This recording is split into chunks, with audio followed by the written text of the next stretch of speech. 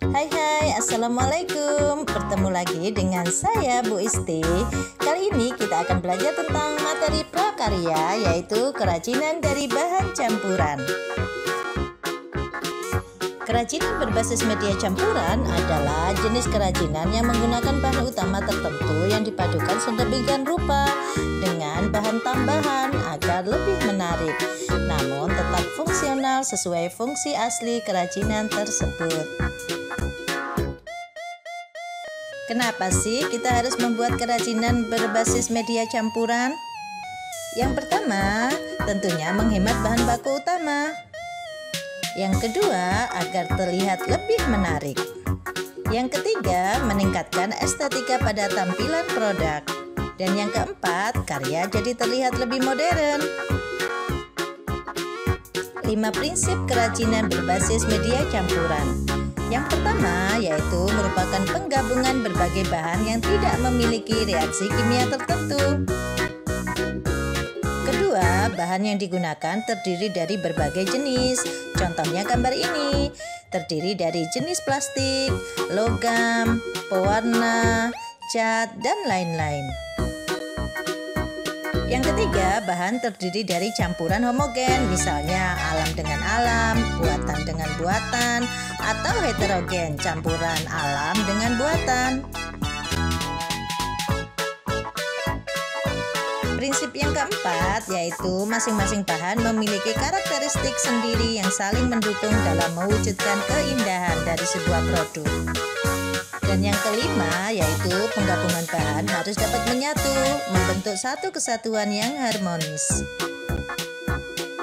Proses pengolahannya ada dua macam. Yang pertama dikenal dengan istilah stilasi. Stilasi adalah menyederhanakan bentuk dengan mengurangi atau menambah bentuk produk.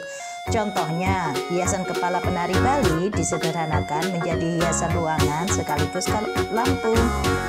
Contoh yang kedua, hiasan meja dari bahan kerang yang awalnya diletakkan begitu saja, kemudian dipadukan dengan bahan logam menjadi hiasan yang lebih menarik dan indah. Proses pengolahan yang kedua disebut deformasi. Deformasi adalah mengubah bentuk produk kerajinan. Contohnya, bekas botol minuman bersoda diubah fungsinya menjadi vas bunga yang cantik. Jenis dan karakteristik kerajinan berbasis media campuran. Berikut ini beberapa contoh bahan dasar dan bahan paduannya yang cocok. Yang pertama yaitu batu.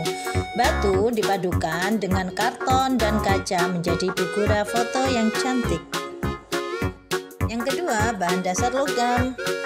Logam ringan, contohnya aluminium dari kaleng bekas minuman ini, dipadukan dengan kain dan manik-manik akan menjadi kerajinan yang unik.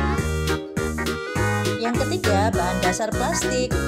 Contohnya seperti kerajinan ini yang dipadukan dengan kayu menjadi helikopter dan sabung. Yang keempat, bahan dasar kayu. Contohnya seperti talenan dipadukan dengan plastik dan renda menjadi vas bunga yang cantik. Dan yang kelima, bahan dasar keramik. Keramik bisa dipadukan dengan kain maupun rotan menjadi kesatuan yang harmonis seperti gambar ini. Produk dan proses kerajinan berbahan campuran. 1. Batu. Bahan utama bisa batu permata, intan, batu akik, batu cadas, batu giok, dan lain-lain. Bahan campurannya bisa kayu, logam, dan lain-lain. Alat yang digunakan juga bisa alat pahat, gerinda, alat pemotong batu, dan lain-lain. Contohnya seperti gambar ini. 2. Logam. Bahan utama bisa emas, perak, besi, baja, dan lain sebagainya. Bahan campurannya bisa rotan, kayu, dan lain sebagainya. Alat yang digunakan bisa penggiling logam, alat patri, tang lancip, penjepit, dan lain-lain. Contoh kerajinannya seperti gambar di bawah ini. 3. Bahan plastik. Bahan utama bisa plastik dari botol bekas atau dari alat rumah tangga yang tidak dipakai. Bahan campurannya bisa kayu, logam, dan lain sebagainya. Alat yang digunakan gunting, alat giling, alat cetak, dan lain-lain. Contoh kerajinannya bisa seperti ini. 4. Kayu. Bahan utamanya bisa dari kayu jati, kayu meranti, dan lain sebagainya. Bahan campurannya bisa kain, kerang, batu, dan lain-lain. Alat yang digunakan bisa pahat, mesin bubut, dan lain sebagainya. Contoh kerajinannya seperti gambar ini.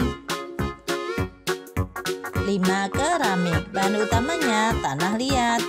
Bahan campurannya bisa kulit, kain, logam, dan lain sebagainya. Alat yang digunakan bisa butsir, roll, spoon, tali pemotong, dan lain sebagainya. Contoh produk kerajinannya bisa seperti gambar ini. Syarat-syarat kemasan kerajinan berbasis media campuran. Yang pertama, yang bisa dikemas adalah karya berukuran kecil hingga sedang.